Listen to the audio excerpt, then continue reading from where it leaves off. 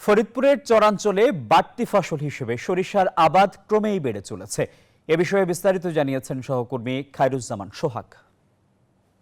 আমি এই মুহূর্তে দাঁড়িয়ে আছি ফরিদপুর সদর উপজেলার ডিগ্রিচর ইউনিয়নে। আর এই চরাঞ্চলে শুধুমাত্র বাদাম ছাড়া কোনো ফসলই কিন্তু এক সময় হতো না। তবে আমরা একটা জিনিস লক্ষ্য করতে পারছি যে এই চরাঞ্চলে এখন বাড়তি ফসল হিসাবে বিস্তীর্ণ মাঠ জুড়ে কিন্তু সরিষার আবাদ করছেন কৃষকেরা। আপনাদেরকে যদি একটু ক্যামেরার মাধ্যমে দেখানোর চেষ্টা করি যে এই চরাঞ্চলে এখন মাঠের পর মাঠ যে সরিষা, উন্নত জাতের যে বাড়ি এই সরিষা 18, বাড়ি সরিষা 14, রাই সরিষা, মাঘী সরিষা সহ উন্নত বেশ সরিষার আবাদ করছেন। আমরা কৃষি সম্প্রসারণ অধিদপ্তরের পক্ষ থেকে যেটা জানতে পেরেছি, এবছর 14,463 হেক্টর জমিতে সরিষার আবাদের লক্ষ্যমাত্রা নির্ধারণ করা হয়েছে, যা ইতিমধ্যে 13,800 হেক্টর জমিতে এই সরিষার আবাদ সম্পন্ন হয়েছে আমাদের বলে জানিয়েছেন কৃষি সম্প্রসারণ অধিদপ্তর।